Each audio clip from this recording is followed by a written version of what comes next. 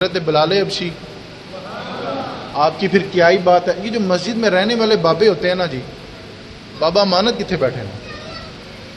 بابا جی کتنے باہر گئے ہیں. خیر وہ آج چلو چلے گئے ہیں, لیکن بابا امانت کو جب میں دیکھتا ہوں نا تو مجھے حضرت بلال حبشی کی یہ وہ لوگ ہیں جو 24 گھنٹے مسجد میں رہتے ہیں. ایک بات آپ نے یہاں پہ ضرور دیکھنی ہے کہ جو مسجد میں رہتے ہیں نا ان پر تنقید بھی زیادہ ہوتی ہے.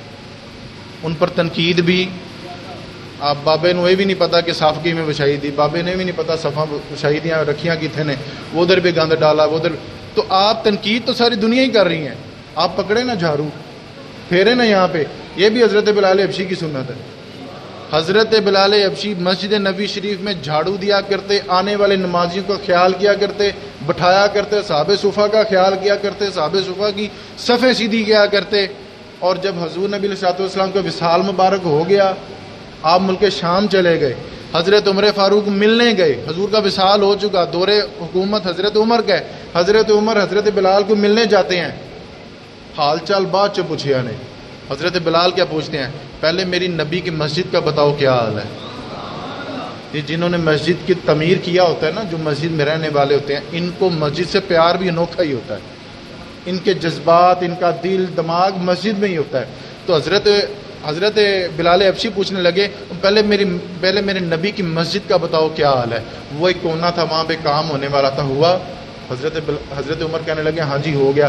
وہ حضرت عائشہ صدیقہ کے حجرے کے پاس ایک کام ہونے والا تھا, وہ بھی ہو گیا.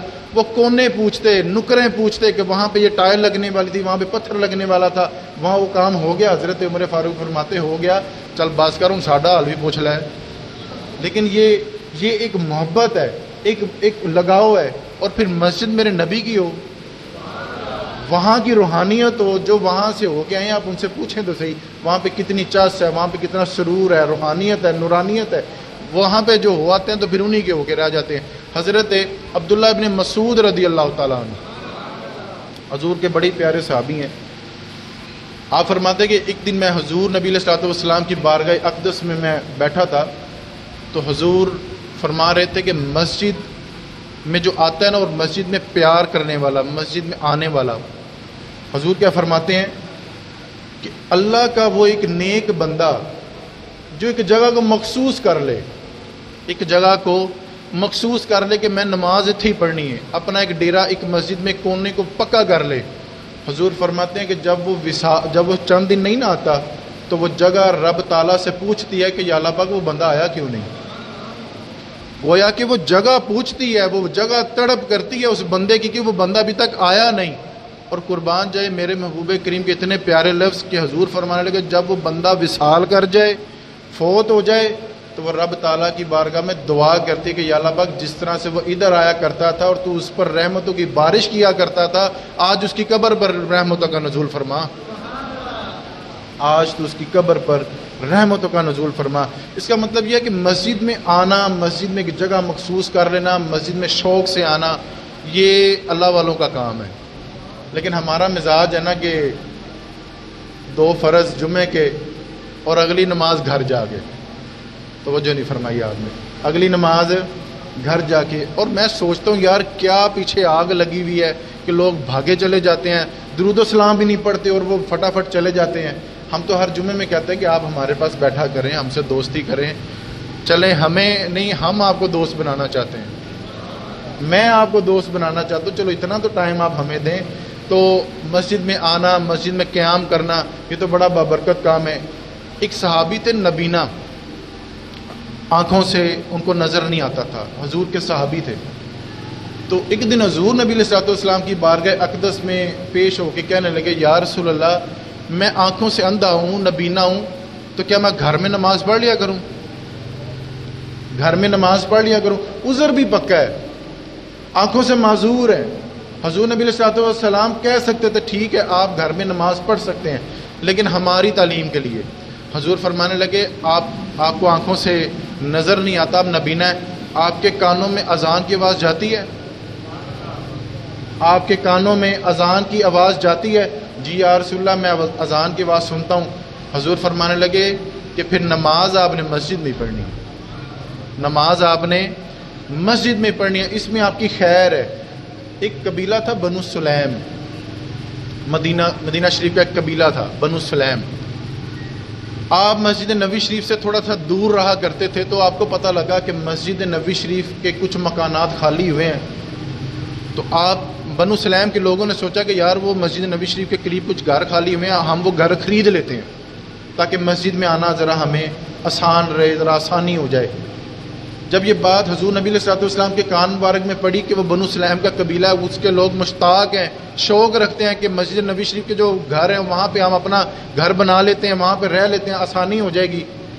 حضور نے طلب فرما لیا، آؤ نا ذرا میری بارگاہ میں. اب مسجد نبی شریف کے قریب گھر خریدنا وہ بھی مقدروں والا، نصیبوں والا.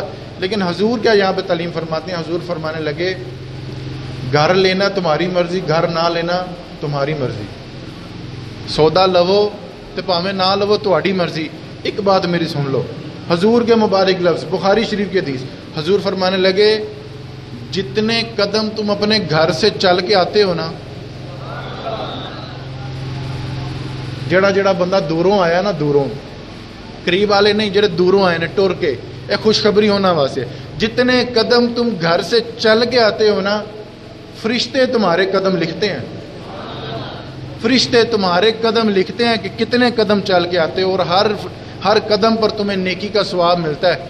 وہ بنو سلیم کے لوگ بڑے تیز تھے، دانا تھے، سمجھدار تھے. تو کہنے لگے یا رسول اللہ اسی دور ہی ٹھیک ہاں، یا رسول اللہ ہم دور ہی ٹھیک ہیں، جتنا ہم چل کے آئیں گے اتنی ہماری نیکیاں لکھی جائیں گی، جتنا ہم چل کے آئیں گے، جتنا دور سے آئیں گے، جتنا سفر. اور پھر میں سوچتا ہوں جڑا بندہ پاکستان ٹرے اور مکہ شریف جائے، مدینہ شریف جائے، آپ قدم شمار کر لیجئے، ہر قدم پر آپ کو نیکی ملنی ہے.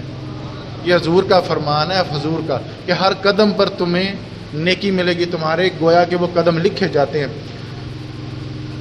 میرے سیدی اعلیٰ حضرت سے نا کسی نے پوچھا تھا کہ سیدی اعلیٰ حضرت سے پوچھنے لگے حضور ہمیں نا دلی سکون نہیں ہوتا. آج آپ دیکھیں پاکستان میں، لاہور میں، ریمنڈ میں 50% لوگ ذہنی طور پہ ٹینشن کا شکار ہیں، ڈپریشن کا شکار ہیں. سیدی اعلیٰ حضرت کی بارگاہ میں بھی بندہ آیا تھا کہ سیدی اعلیٰ حضرت کہنے لگا حضور مجھے ٹینشنیں بڑی ہیں، دلی سکون کوئی نہیں. اعلیٰ حضرت فرماتے ہیں کہ مسجد میں نا جھاڑو دیا کر، مسجد میں جھاڑو دیا کر، جھاڑو مسجد میں جھاڑو دیا کر. وہ بابا فرید کیا فرماتے ہیں؟ بابا صاحب فرماتے ہیں کہ اٹھ فریدا ستیا جھاڑو دے مسیت، تو ستا تیرا رب جاگدا، تیری تے ڈاڈے نال پریت. جو چاہتا ہے نا بندہ اس کے دل کو سکون ملے اور اس کی مشکلات آسان ہو، تو وہ ذرا نا چدراہٹ چھوڑ کر مسجد میں جھاڑو لگانا شروع کرے. رب ساری اس کے دل کو سکون بھی دے گا، دل کو اطمینان بھی دے گا.